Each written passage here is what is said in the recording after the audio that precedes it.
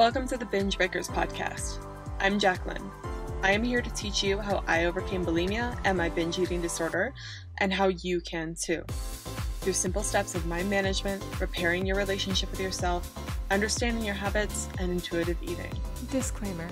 This recording is not intended to be utilized as medical advice or a medical diagnosis. If you think you're in need of medical attention or treatment, please seek it immediately. This recording will also contain sensitive subjects such as binging and purging, weight, and depression. Please listen at your own discretion and do what you think is best for you. Okay. Wow. It's the first time filming in a while. Welcome to the podcast, everyone. Hi, hello, how are you doing? For those of you guys listening on the podcast, it doesn't really matter. But those of you guys on YouTube, hi. Nice to see your face again. Or nice for you to see my face again. I don't know, but I'm recording in my new apartment, all those things. So I hope you're doing okay. And today I want to talk about lessons I learned from running my first half marathon, which I think will be helpful. I can relate all those lessons to bulimia recovery. And I think it was just a helpful life or a new life event for me. And I wanted to share about it. But I first want to say that I'm doing this podcast because this is pertinent to recovery as well. And I just have anxiety and yet not enough energy. Like it feels like my brain is just stalled. It really sucks. I hate that our brains do this. I hate that our bodies does this. I think it's a combination of too much caffeine and yet built up fatigue. And it's just, the brain's like, I don't know what to do. So I got myself to finally record this podcast episode, but man, it's a real bummer sometimes with our bodies, and something I've just learned to accept, and something I think I was resistant to in bulimia, why maybe I struggled with bulimia for as long as I did, is that I was always resistant to my body being in states of discomfort, either too full, too hungry, too this, too uncomfortable, too anxious, too emotional, too not enough feeling, too happy. I don't know. And I always use bulimia as a way to kind of bring things down. And it sucked. I don't know, but it didn't necessarily help. It didn't solve anything. This feeling now that I'm going through where it's like I'm energetic and in pain at the same time and like mentally foggy and yet have way too much energy to go around. It's almost like just overcharged is what I describe it as, and overcharged to the point where it's not helpful. It will go away at some point on its own. It will recalibrate at some point on its own. Don't drink any more caffeine. I just chill. I do this podcast. I do my calls. It's very annoying. It's very unpleasant, but it will go away. And I think you have to wait for that cycle to complete. And if I were maybe in my bulimia self, I probably would have started binging and purging up until this point. But now I know like it will just go away on its own, and I have faith in that. And sometimes you just have to, as a friend would tell me, submit to that discomfort, right? To allow it. And eventually it will be okay and it will regulate itself. Of course, I'm not trying to say that there aren't some clinical things going on. If you have clinical levels of anxiety or depression, please go talk to a doctor. But I think for general things like this general anxiety I have, it will go away without intervention. But today, I wanted to talk about a few lessons I learned while running my first half marathon. And for those guys that don't know, and I'll relate all these lessons to bulimia recovery too. I think it'll be helpful. But for those of you guys that don't know, I ran a 10K this year, and I was always kind of into running since I think the pandemic. I got a lot more into running, but never really seriously. But this year I was like, I want to run an actual race. I did an actual race, and I think March or April was when the race was. So I ran a 10K, super fun. I ran a 10K, super fun. And then the year went on, and I ended up having a crazy year. The summer was insane, and I ended up ending a long-term relationship, all those things, and then moving out on my own in Denver. And so originally I had planned to run a half marathon, my first half marathon in Miami for Halloween. I thought it'd be super fun. I used to live in Miami and I love Halloween. I was just like, oh, I want to do this. But it just, as the weeks got closer and my training for the marathon really suffered with all the transitions I was going through, I just didn't want to fork up the money or really spend the time to go to Miami and do that. And it just seemed like it wasn't right. It didn't suit me. So I was then looking at local races I could do here in Colorado. And then last week, I was just like, I'm sick. Like, of looking at all these races, and I'll have to go sign up and fill out the things and pay like $100 to do this stupid race just that I already paid money for the Miami one. Like, I don't know, it just all seemed like a lot of hoops to go through that I didn't feel like going through. And then I thought about how I don't really care about the race itself. I just want to run a half marathon. And so then I decided, okay, I'm just going to do it this weekend. Saturday morning, I'm going to run a half marathon and we're just going to get it done, get it over with. And not that I was dreading it, but I was just like, I want to do it for myself. I don't really care if I get a medal at the end of it or anything. That's not important to me. I just want to do it because I said I wanted to do it and I wanted that experience and I want that new PR, all that sort of stuff. And so I set out to do it. And it actually turned out to be a really good time. And I'm very happy that I did it solo, but it was a completely solo half marathon. If anyone was wondering what I did. But I ran it solo minus the help of a friend who they found out I was doing the marathon and they're like, you're going to run this half marathon completely on your own and you're not going to have any water during the whole time. And I was like, oh no, I've ran 10 miles before. And usually just at the end of the 10 miles, especially on hot days, I'm like thinking about water a lot, but otherwise it's fine. And they're like, no. So they brought me, electrolytes and water multiple times throughout the run. And they met me on the trail and then picked me up at the end of it, got me a beer and all these things. And so they were really, really sweet and helped me out a lot, which is another lesson I'll talk about in a second, but it ended up being fun. But the first things I'll say, just the overall experience of it, it sucked. The run was awful. And I really didn't expect it to be that bad. I ran 10 miles before. So I was like, oh, 3 more miles. That's not a big deal. But I don't know if I know a few reasons why it was not as good this time, but I didn't expect it to be that hard and I didn't expect to want to quit as much as I did, especially I think about halfway through. And then the last 3 miles were completely awful. And I know sometimes people, they experience during the last 3 miles or last mile a second wind, but it just the last 3 miles for me were just dragging my feet. I ended up falling into this manhole and luckily I didn't sprain my ankle or anything, but I banged up one of my shins pretty bad. And it just was like, it felt like I was dragging myself across the finish line much more than I thought. I thought it'd be rough and I thought it wouldn't be amazing, but I didn't think it'd be that hard. But I'm still glad that I did it. And at the end of the day, it's an accomplishment that will never be taken away from me. And I do want to continue running and all those things.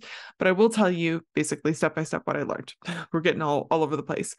One, I learned that you have to be willing to let things go and rebuild from the ground up. And so part of the reason the race was so awful for me, the run was awful, and why my time, I think I finished at like 2:30, which isn't a great time for someone running a half marathon. It's not the worst time ever, but it's not great. That's okay. The reason my time was so bad was partly because my training wasn't as ideal before it. And I really went in being like, oh, we'll just do it. We ran 10 miles before at some point. It's fine. So I should train better. But also my form just wasn't that good. And I thought I'd gotten better with form, but it became incredibly obvious that I need to do so much more work on my running form. And I need to start doing drills. I need to start doing proper training specifically for running if I ever want to progress in this sport without completely destroying my body. At the end of the race, my feet, they're still recouping. Like they were so raw. I chose the wrong socks to wear too, but they were just literally raw. I think about like mile 7, they were raw and I just had to keep on running and like go through that pain, but it was awful. And that's because my feet spin out a lot when I run. They're not as stable. They're not as coordinated as they should be. And then I don't think my glutes were as activated as they should have been. So I was using my hip flexors a lot more than what was needed. I wasn't usually letting gravity be in my favor. And so the whole time during the run, especially after mile 6, it started getting worse and worse. I'm like, wow. I thought about how you can bullshit 3 to 6 miles, no problem. But 10, 13, 20, there's no way. I was thinking about on the run, like, how could I ever do a marathon like this? And I want to be able to do a marathon. I need to break everything down, strip everything down, correct everything, and then start over. And that means slowing down. It means not getting the mileage that I want. It means taking a hit to my ego and really be like, no, you can't push through this. You can't keep doing this. This isn't sustainable, or you're gonna have to keep on going. And I thought a lot about how my dad, he's had 2 hip replacements. My grandma had to have 3 because one of her hip replacements went bad.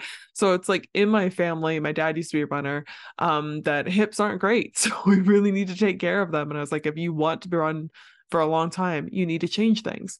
But how this relates a lot in bulimia recovery is you really, to recover from bulimia, it's not that you have to completely change who you are. Part of your core identity will always be the same, but you have to start from square one with bulimia recovery. Even if you've known a lot of stuff in recovery, even if you've read all the books, all those sorts of things, I think there's so much merit. If things aren't working, just completely start fresh, take an inventory in everything you're doing right now, and then rethink everything and restart it. And maybe you find with that inventory, you're actually not doing everything that you said you should be doing, or things that you're doing aren't working. Like you still are restricting, and that's because of a fundamental belief, or you're still not eating certain food groups, or you're not really pausing, you're not really taking the time to have a schedule that sets you up so that you don't want to binge and purge at the end of the night. You're not treating yourself very nicely. To recover from bulimia, you have to break down all of those behaviors and habits and really rethink and relearn how to eat food, how to treat yourself differently, how to think about food and exercise differently. It's a complete shift of your lifestyle. And that's really hard, and it makes you kind of slow down. You literally have to slow down your life a little bit for it. Things take you longer. Doing rudimentary, seemingly easy things like eating food takes you longer. But in that process of taking you longer, just like it'll take me longer to probably run for a little while I'm relearning form, because I'll want to just go revert back to my old form, just like we want to revert back to our old habits. Taking the long road and taking a little bit more time to get the finesse down and all that sort of stuff, the form of it will pay off and will help you then be much better later on. And so you have to kind of let go of your pride and ego when it comes to these things and just be willing to burn it all to the ground and then start over again. I remember in art school that became a very, very important thing, is that people became so attached to their drawings and their artwork. And really what you needed to learn was that nothing's super special. You need to just move on from it really quickly. And that's how you learn and become better.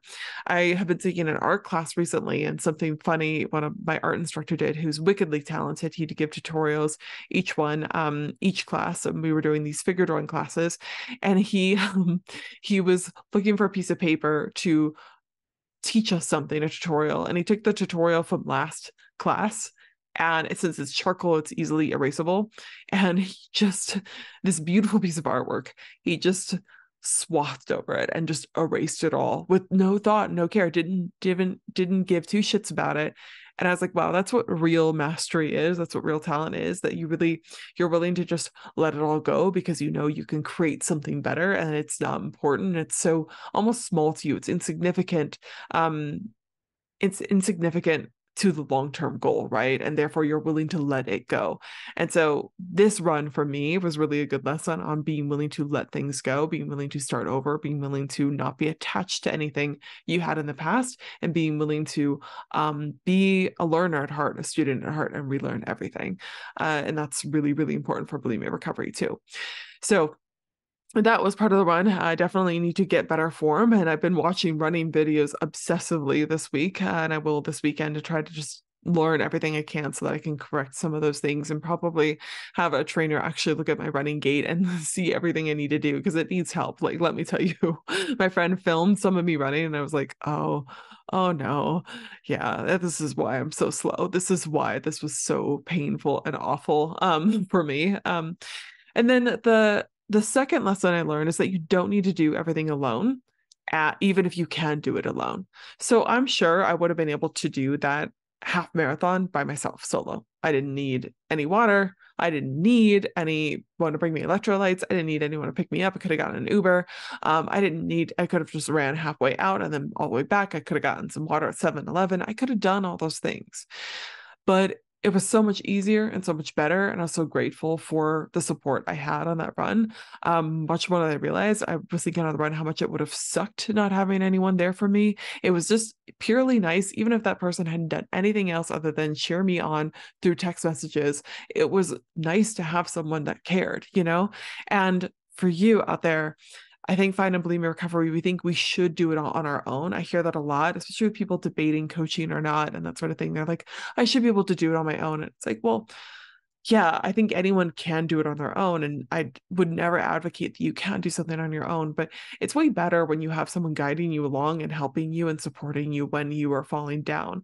We're definitely social creatures. We thrive with each other. We build amazing things together. No one man created anything, right? We all bounce off of each other's ideas, others thoughts and creations and inventions and things that they put out into the world. They just everyone's self impacts each other, and it's really, I think that there's too much of a culture where it's just we have to be totally alone and isolated and do everything ourselves.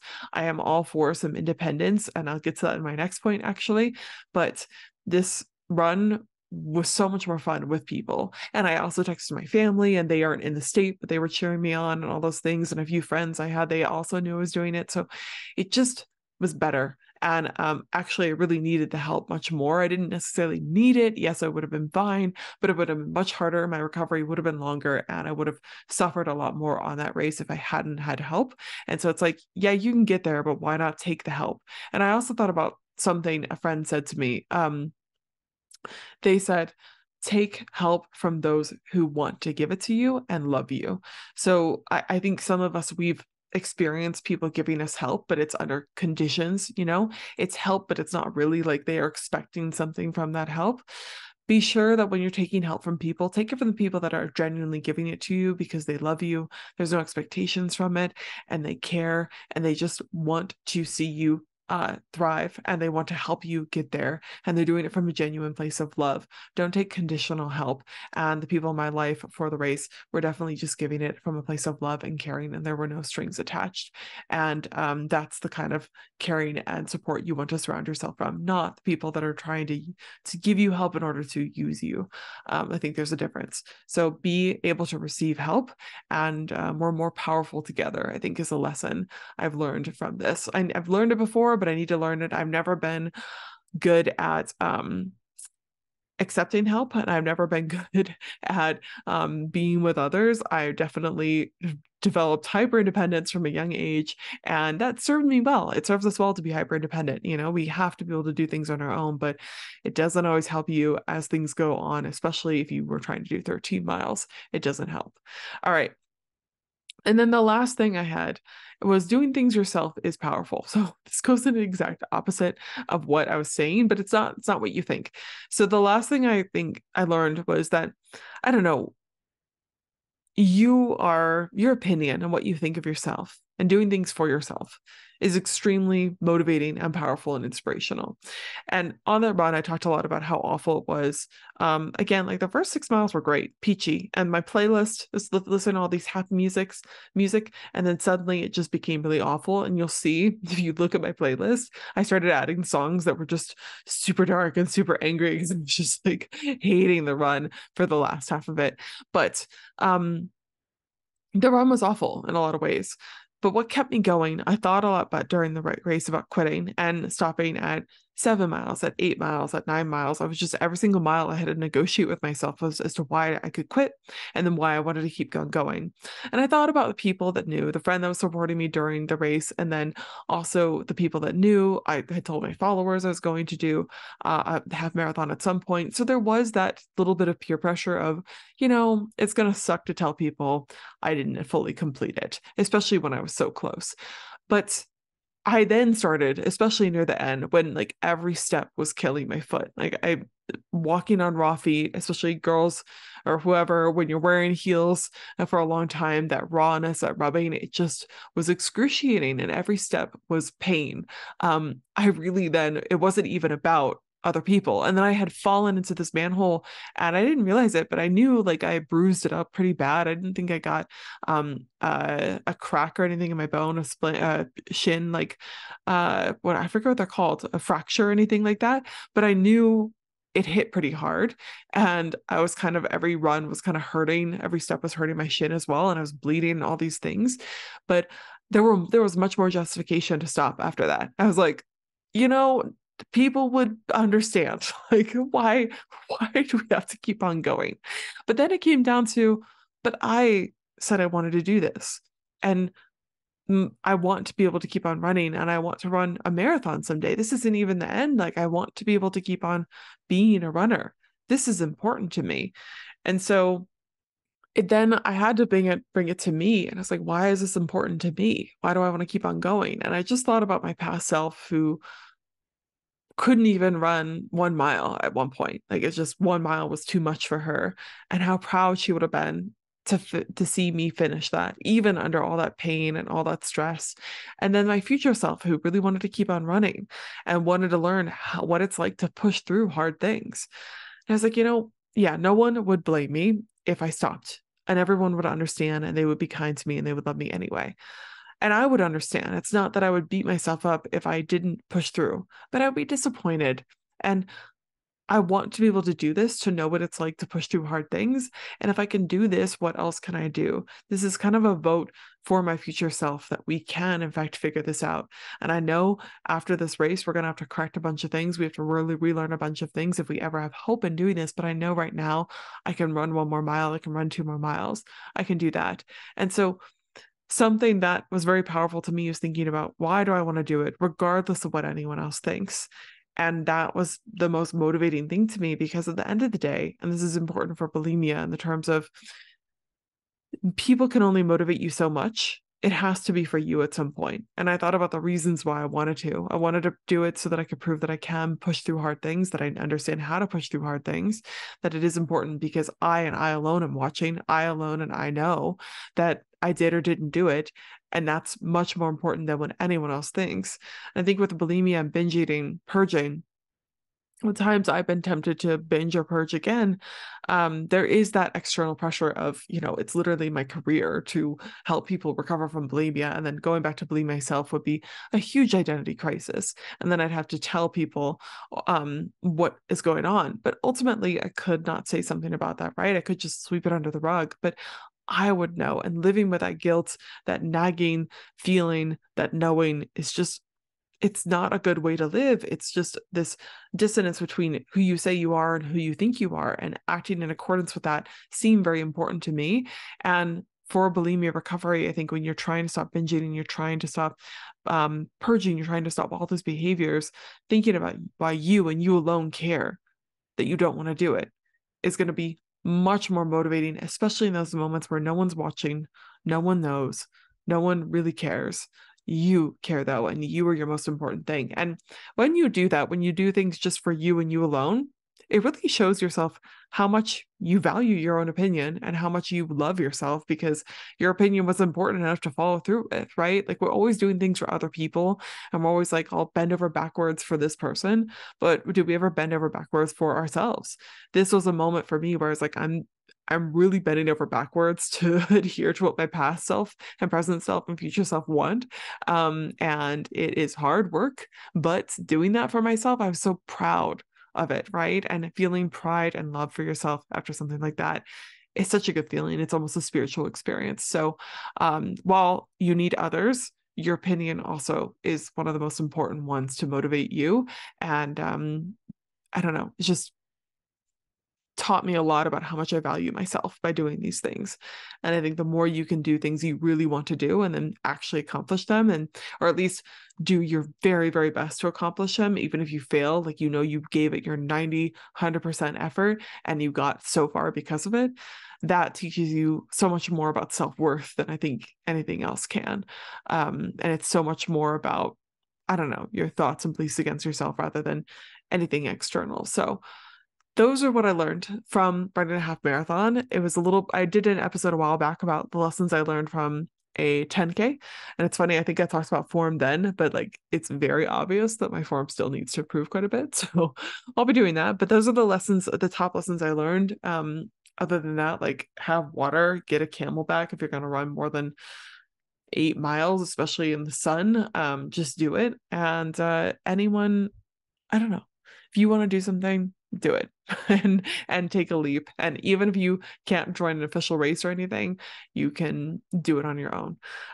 Okay, so I'll let you guys go. I'm doing a challenge this month for November, the week Thanksgiving week here in America. So I think it's going to be, let me look. I think it's starting the 18th through the 22nd. Those dates aren't completely affirmed, but it's coming up. If you want to sign up for that, there'll be a sign up link at my website at bingebreakers.com. And we just had our free call this past Thursday, the 9th. There'll be another free call next month in December. I'm going to try to do this monthly. So keep an eye on those things. And then is there anything else? Oh, I have 7 spaces available for private coaching. So if you are interested in that, you like the podcast, you've been listening to me for a while, you do need help, and you're like, I kind of heard what she said about like doing it on my own. You're like, I can do it on my own, but it's really sucking at like guidance and support from someone. Book a consult with me. You can book it on my website, bingebreakers.com, and we'll talk for 30 minutes. The consults are not just skeezy sales calls. They are really about, I always ask people when they come on the call, what are you hoping to get out of this call? And I ask that question first because I want to know then directly how to guide the call for them and offer them anything that they're looking for. And then we can talk at the end whether coaching is a good fit or not and come up with a plan for you. And if you want to work together, then we'll then talk about that. So if you're interested, book a consult there. And then otherwise, I'll let you guys go. Winter's coming. Winter is here. The leaves are almost all down and everything. I hope you're having some cozy nights, having some cocoa maybe soon or something like that, and staying warm and enjoying this winter. I was thinking a lot about, I always heard, I don't know, people that irked me probably because I had some issues going on, but about how winter is a time to rest and recuperate. And one of my clients said, when it's snowing outside and you can't go out, it's such a nice excuse not to do anything, just to cozy up and cuddle. And I was like, oh wow, I'm the type of person that would just go to the gym or like still try to do something, which I don't think is necessarily bad, but use this time as winter, even though it's hard because, you know, the weather's not as nice and you can't go out as much, to just be reflective, to rest more, to be more introspective, to enjoy having peaceful times, right? This is the season for a reason. I don't know if there's any really reasons for the seasons other than how the earth rotates in the sun, but if there were a reason, it's a reason to rest. It's an excuse to rest, and you deserve that. Okay, I don't know what I'm saying at this point. I'm going to let you guys go. Thank you so much for listening. Never give up on yourself. Bye.